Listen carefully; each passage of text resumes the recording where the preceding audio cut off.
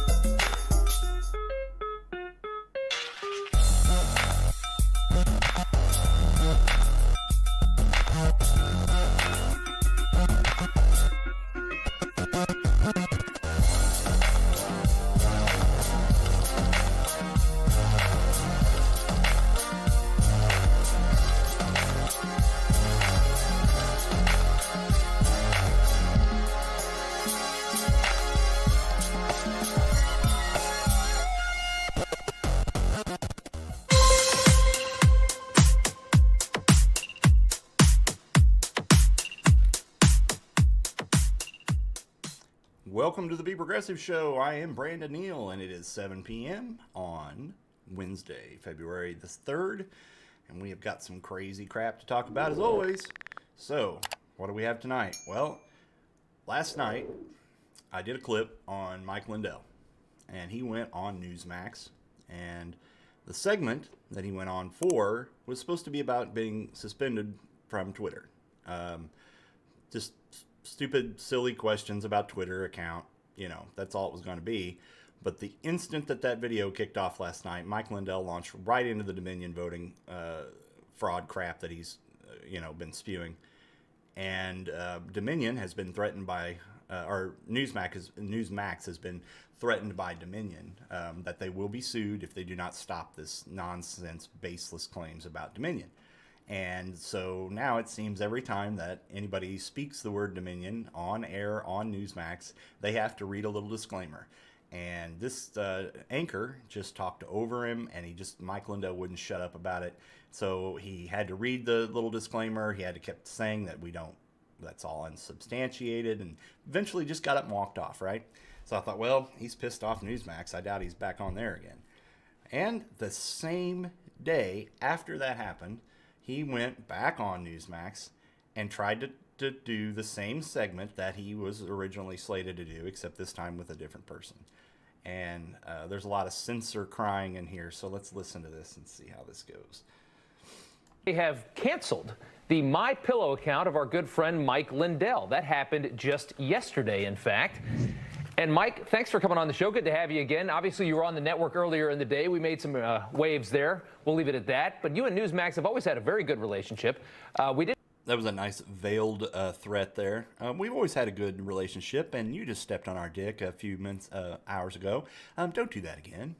Didn't have a chance to have a full conversation about you being canceled and targeted by big tech. It's one of the biggest issues we're really concerned about here at Newsmax. I want you to just tell us what exactly Twitter has done and how it's impacted your business.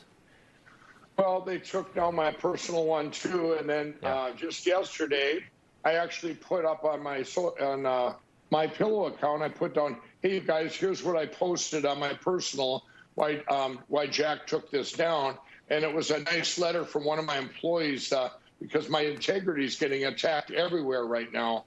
And they took it down in about 5 minutes. And so now it's funny, all the news media was reaching out to me today going, well, how are you going to get your messaging out there? How are you going to talk to your customers? And you know what? Our customers have always stepped up right now. It's amazing. Just like Newsmax did, the other day, you guys had the promo code Newsmax. Right. I go to mypillow.com and you saved up to 66%, and you can still do that. You guys have been great, and everyone out there has been great. It's not just Twitter. You're right. The one thing about Twitter, all the bots and trolls then these companies that are on Twitter, right, those guys are the ones that attacked all these box stores and stuff. So then cancel culture just keeps on spreading. Yeah. And like you said, how many of these people are actually real? How many people are actually offended by any of the things that we're so worried about canceling in this? You want a list of a few of those things, buddy? How about inciting an insurrection? How about pushing for political violence against your opponents?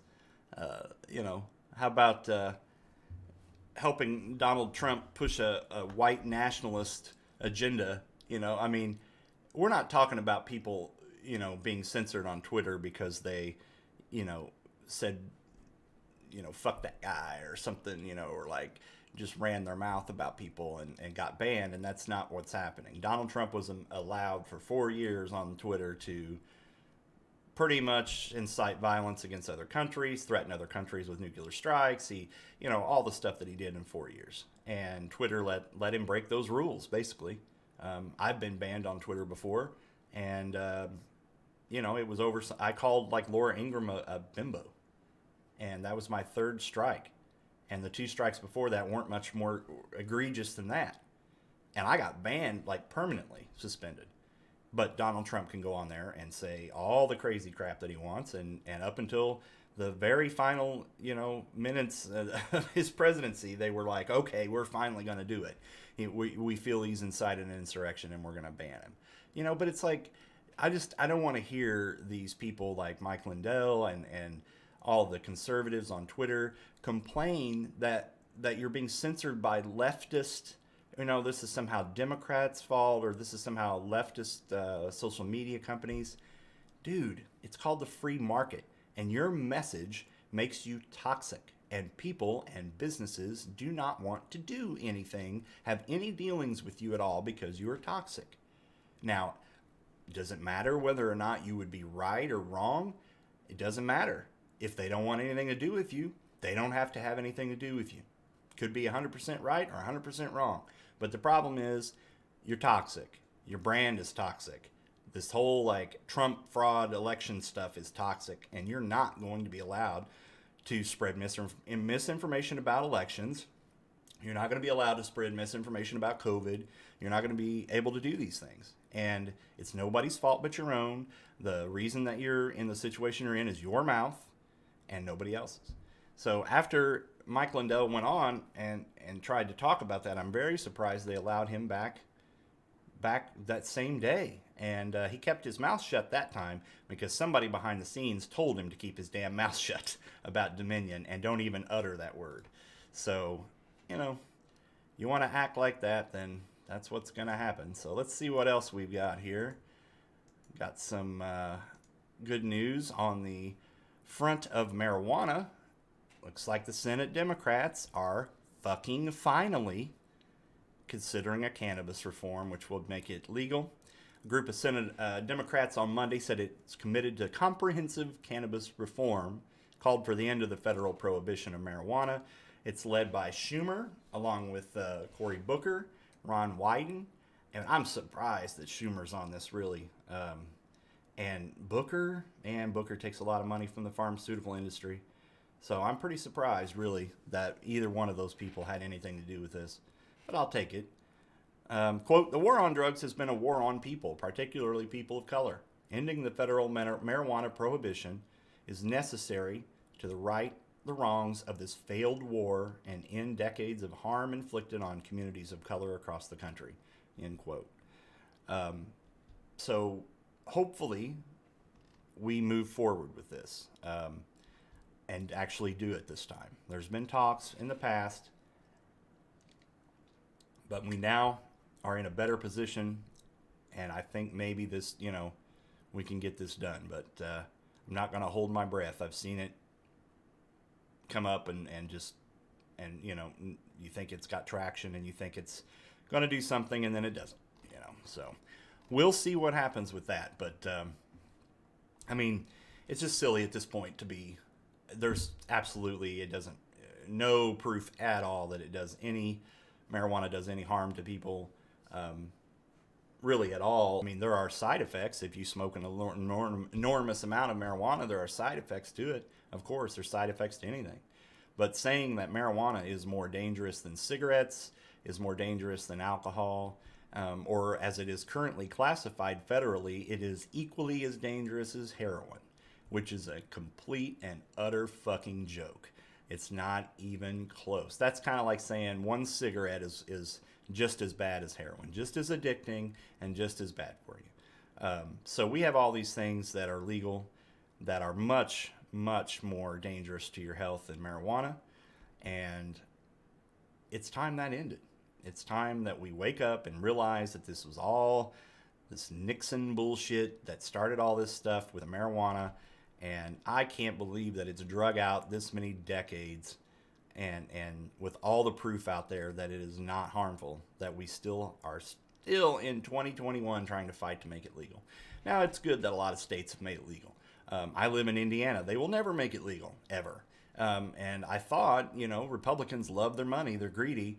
And so there's a lot of money to be made in the marijuana industry. And I thought, well, maybe that'll sway them, and it'll become legal in Indiana. But I don't foresee that happening.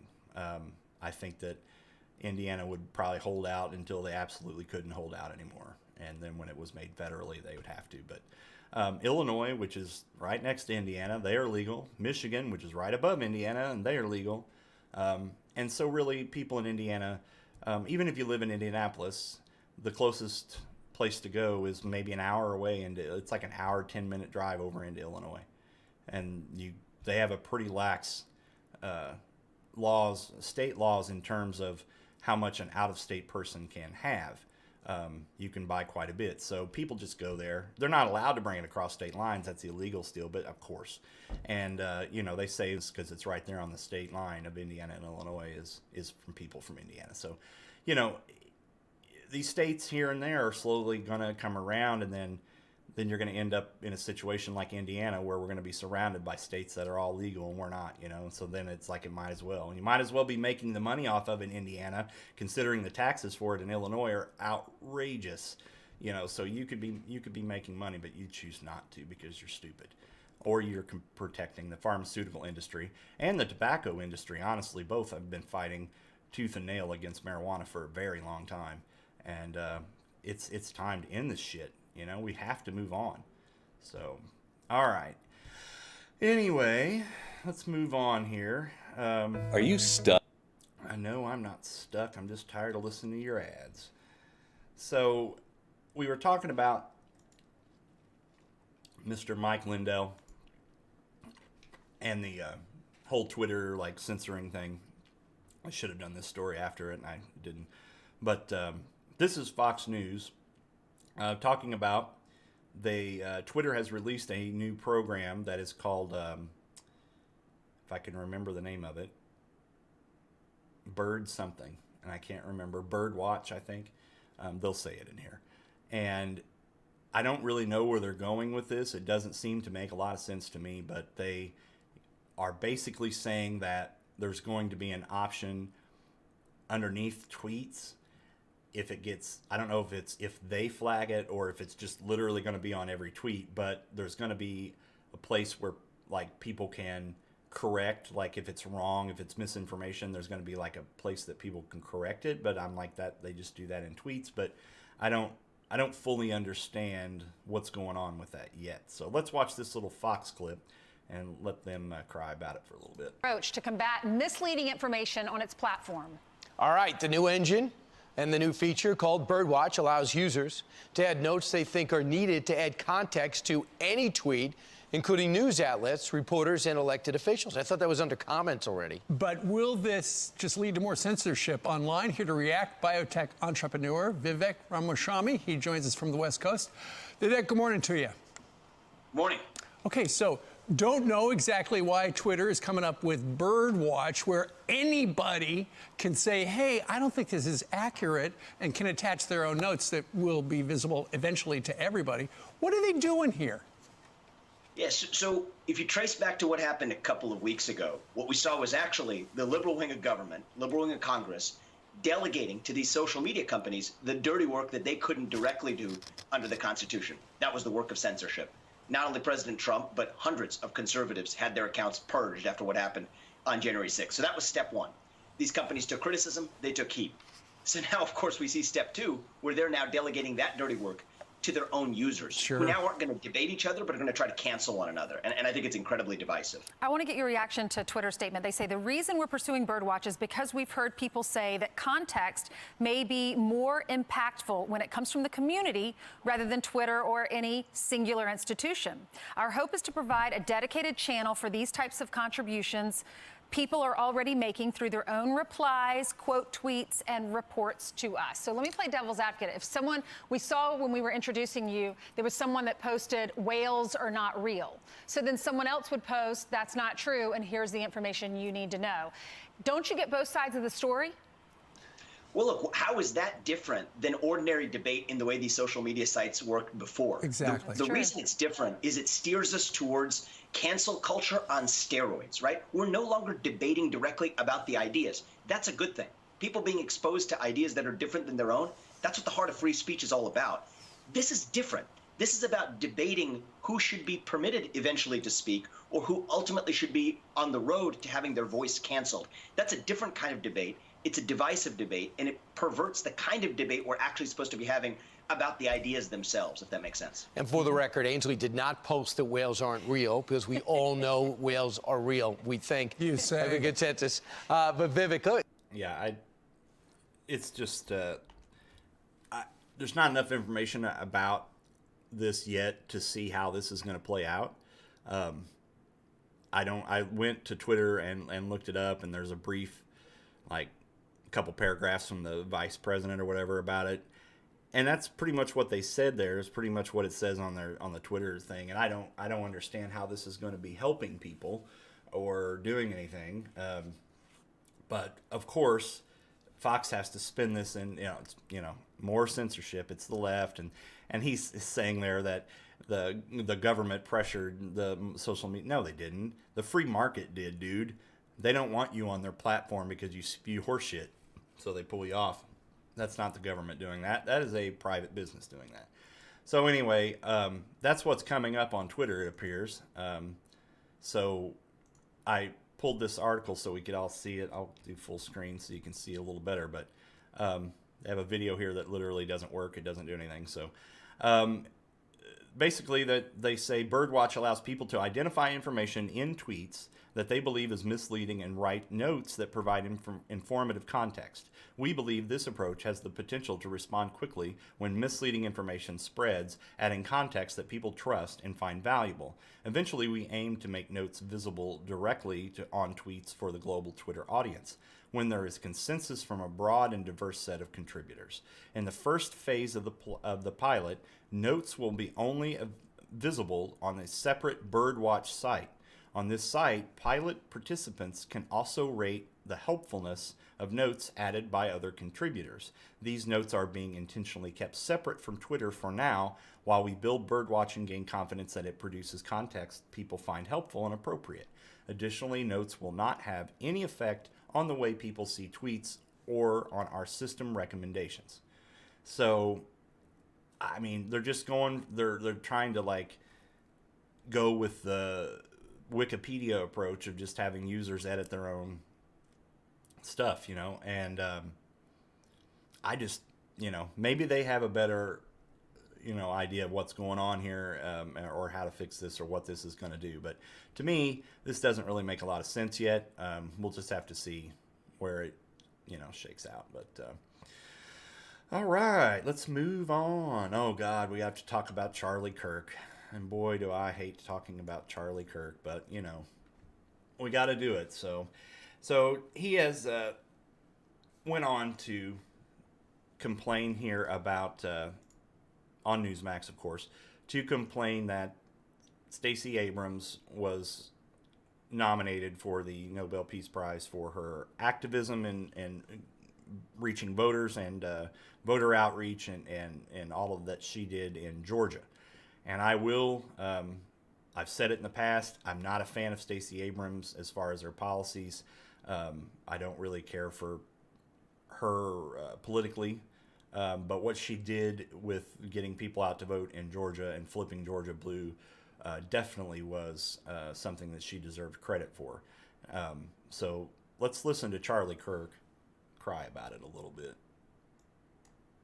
Chance, no justice, no peace, has been nominated for the Nobel Peace Prize. Joining me now to weigh in on this and other things, Charlie Kirk, founder and Oh, yeah, sorry, I forgot to add that Black Lives Matter as an organization was as well. President of Turning Point USA and author of the book, The MAGA Doctrine, The Only Ideas That Will Win the Future. Mr. Kirk, welcome to the program. Glad to have you here. The Nobel Committee gives Barack Obama a Peace Prize for basically doing nothing. And now they want to give the Peace Prize to a group that wanders around shouting, no justice, no peace. This Peace Prize is a little more than a paperweight these days, no? Yeah, these kids run around after their family members have been murdered by cops and say, no justice, no peace. Just ridiculous. The fucking smarmy attitude on this tool. Yeah, it's too bad because it actually has a really important legacy of honoring people that have done a lot of good for our world. And now Stacey Abrams, I think, has also been nominated, if I read that news article correctly as well. BLM Incorporated, that is responsible for over $2 billion in damages this last year. BLM Incorporated that had thousands and thousands and thousands of people arrested all across the country. And so I'm not really sure what the Nobel Peace Prize means anymore. Unfortunately, it has kind of been cheapened by the left, which is something that the left seems to do with everything. They take something that has great significance and means something, and then they get their hands on it, and it doesn't mean that very much anymore. But it's too bad because it cheapens the legitimacy of people that brought actual peace. And there are a couple nominees that I think that might actually deserve it, such as President Trump or Jared Kushner or Avi Berkowitz. who actually helped broker the Middle East peace deal, the impossible deal. Remember, that was the deal that Bill Clinton couldn't get done, George Bush couldn't get done, Barack Obama didn't even try, which is to bring Israel to the table with the UAE, with Bahrain, with Sudan, and other people in the Middle East. And that's real peace. That is worthy of a Nobel Peace Prize. The chances they get it is very little to nothing. But I wish I was surprised, but I'm definitely disappointed that both Stacey Abrams and BLM Incorporated are nominated for the Nobel Peace Prize. Yeah, me too. Since you brought up Stacey Abrams, the Republicans are out there, down there in Georgia. They're trying to draft a committee, a Stop Stacey type committee, if she decides to go up against Brian Kemp again. Well, first off, give me your take on the Republicans' efforts down there in Georgia to stand up to Stacey Abrams. What is your take on this whole thing? Yeah, I might have a different take than most. She took elections more seriously than Republicans did. I mean, did she push the boundaries? Of course she did. Did she change the way signature verification is done? Of course. But she took the mechanics of the election very seriously.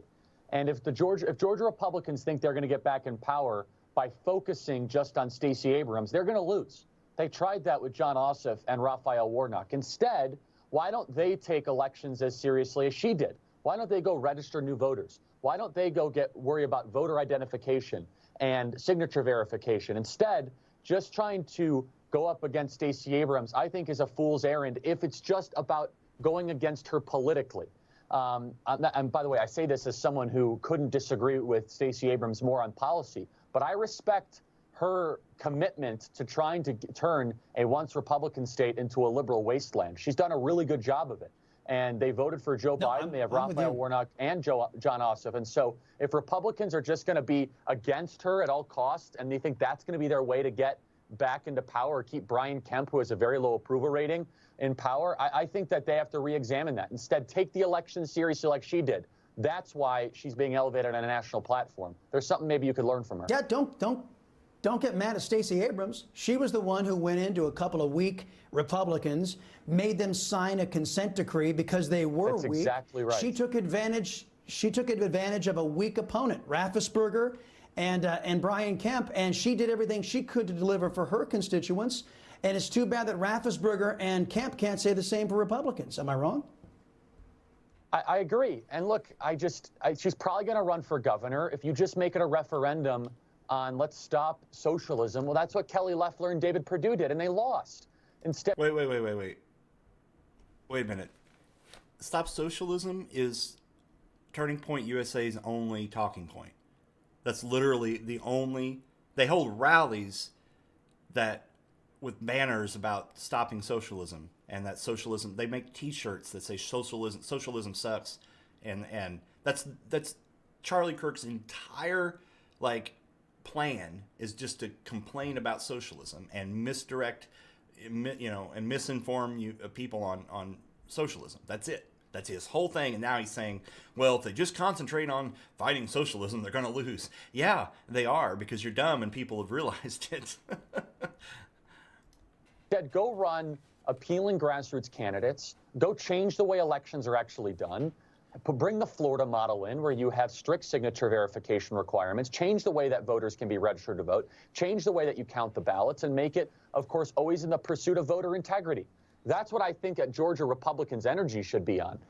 Their current model is not working, and a lot of people have a lot to answer for right now in Georgia, where a once Republican state delivered the United States Senate to Democrats. It's largely because of Stacey Abrams. Yep, there's not a lot going right out there in Georgia. Sir, appreciate the time. We'll talk again soon. You just watched news. So,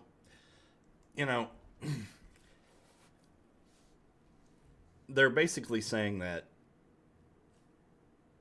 what Stacey Abrams done in Georgia was get people out to vote, and she didn't cheat, she didn't do anything wrong, but it makes them mad, because every time we have more voter turnout, the Republicans lose. That's how it works. The more voter turnout, the more Republicans lose. And that is why the Republican Party tries to continuously close voting booths, and tries to do everything they can to stand in the way of people voting, because they know that when people vote, they lose. And small turnout has always favored Republicans. Large turnouts always favored Democrats. So look at some of the gerrymandered districts, and Democrats do that shit too. But, like go look at Dan Crenshaw's gerrymandered district and tell me that that's not some horse shit.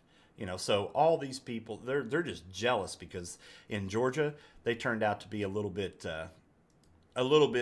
more on the ball than the Republicans and got people out to vote, and it won the Senate.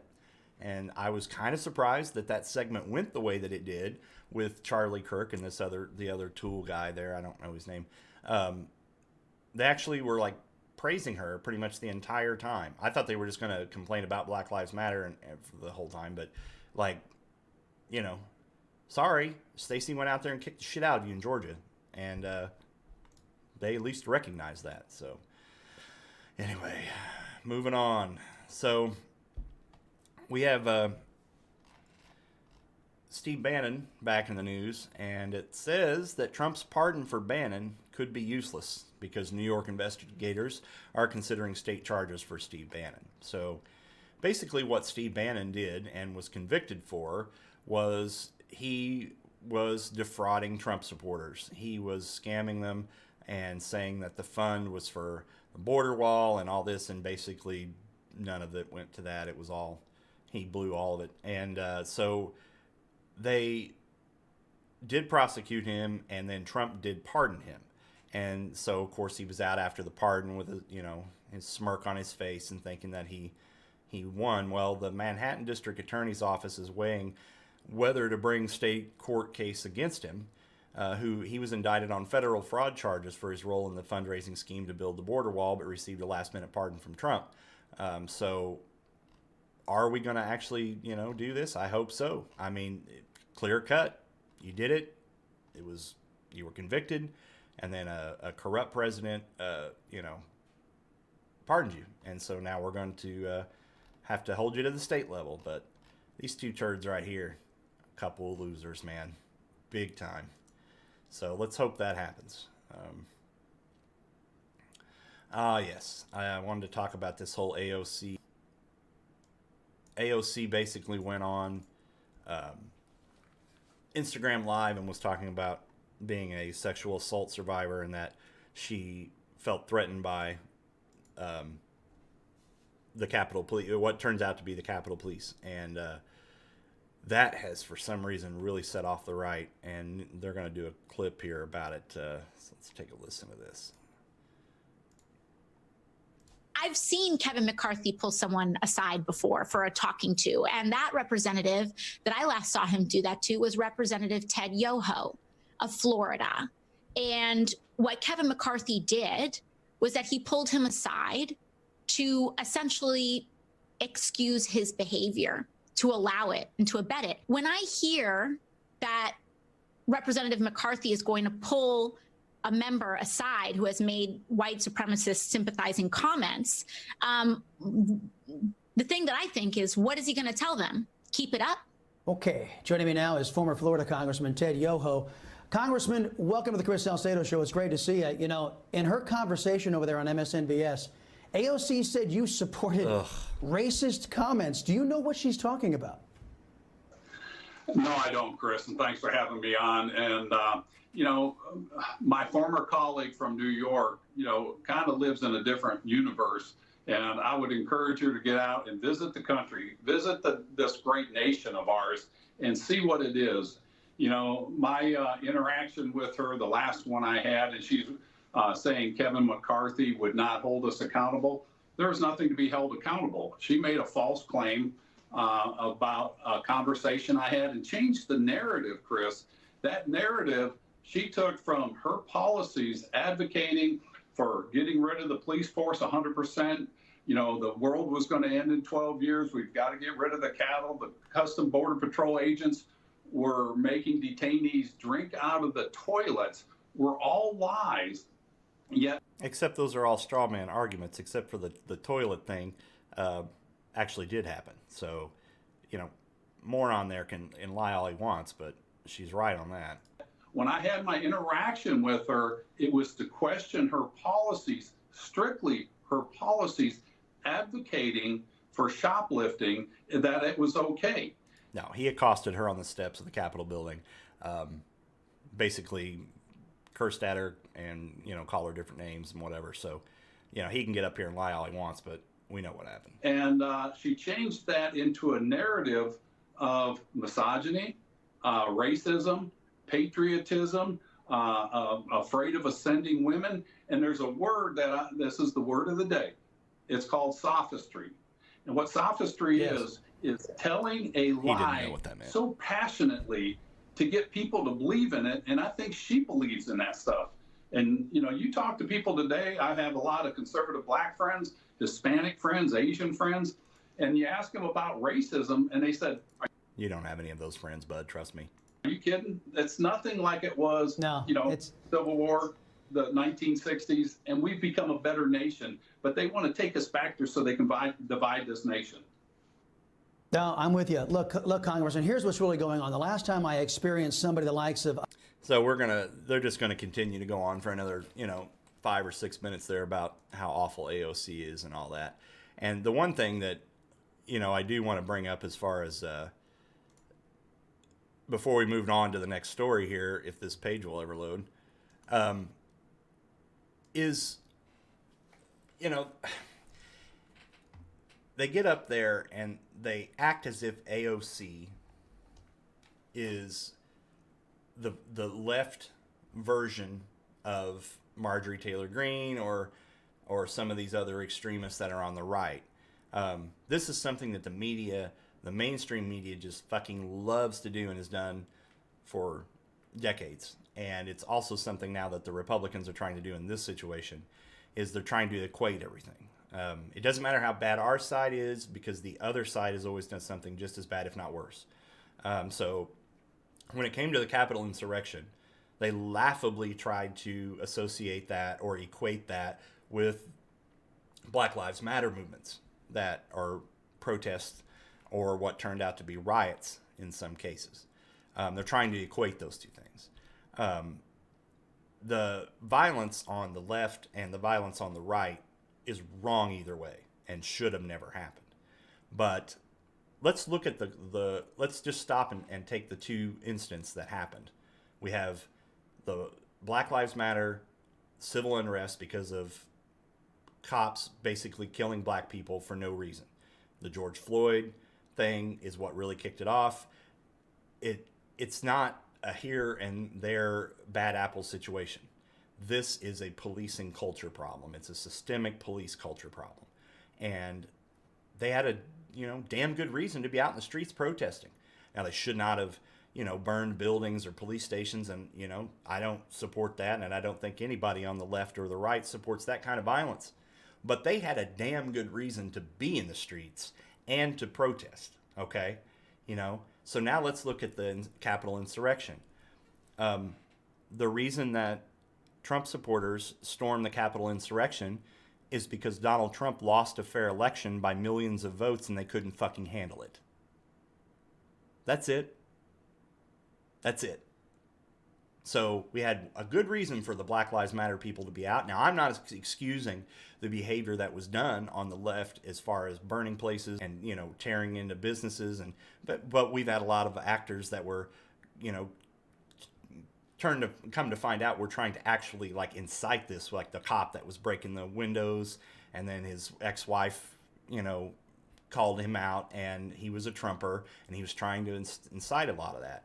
So do we know that even the people that were involved in that were honest actors? Were they didn't give a shit at all? Were they there just to like loot, you know? Like, we don't even know, but we do know that Black Lives Matter and people that support that were there in the streets for a damn good reason. And the people that stormed the Capitol insurrection were there because their fifis were hurt. And that's literally it. So let's not try and compare those two things. And then after that occurred, we've had Marjorie Taylor Greene in the news a lot lately because of the Jewish space lasers and all the horse shit that she spews all the time. And they're trying to equate her to AOC as being like the Marjorie Taylor Greene of the left. And it's like, what are her radical positions that you are trying to equate to Jewish space lasers, to retweeting people talking about killing politicians, to liking those things, to showing insurrectionists around the Capitol building before, saying on Parler 48 hours before the insurrection, this is going to be something great's going to happen. She knew what was going on. So these are all the things that this crazy person believes in. What is it that's so extreme about AOC? She wants all of the country to have health care, a living wage, and she wants to stop us destroying our climate. That's it. And Dum Dum on there said that she would, in that last video, said that she called for the full, complete, and utter removal and you know, not defunding the police, but like totally getting rid of them where we don't even have them anymore. Bullshit. That's not what's happened. So let's stop trying to equate those two things. So anyway, let's move on to assholes in our own party, and that is Manchin and Sinema. Both right-wing Republicans. They are not Democrats. They don't vote with Democrats. They call themselves that. They are not. And so it says a trio of progressives who helped launch AOC in 2018 upset campaign are now setting their sights on Senate Democrats. The co-founders of No Excuses PAC are starting a search for candidates to challenge incumbent Democrats that they say are standing in the way of ambitious action to end the coronavirus pandemic and revive the economy. Joe Manchin from West Virginia and Kristen Sinema, who aren't up for re-election until 2024, so they're already setting their sights on these people, and this is great. Because when we have a really close Senate like we do now, where it's basically split 50-50 with Kamala being the deciding voice, is that doesn't matter when we have people like Joe Manchin and Sinema, because they're Republicans. They just call themselves Democrats. They sit on that side of the aisle, but they don't ever vote on that side. And so really what did the Senate majority do for us is very little. You know, we have people like this in the party that we need to get out. We need to remove these people. And I'm very, you know, targeted them, and we'll be moving into their areas, and we're gonna get them out, because these are dinosaurs, man. They should have been Republicans their whole career. And Biden's not far behind. Biden has came around a slight tiny bit, but he isn't much better than they are. So, all right, let's talk about this budget reconciliation thing that basically is being floated right now for the COVID bill, because if we use budget reconciliation, then we only need 60 votes in the Senate. And this is something that Bernie has brought up. And of course, Manchin says that he would support the COVID bill if we basically took everything good out of it. So I don't know how that's going to come along, but the Republicans have thrown a shit fit about this budget reconciliation. And they're also still, you know, we're talking about getting rid of the filibuster, which I don't think the Democrats have the balls to do that. I wish that they would. But anyway, I just wanted to let people know, like, if you weren't familiar with them as far as bills, I want to bring PAYGO to attention, because PAYGO is something that has been around for a while, and the basic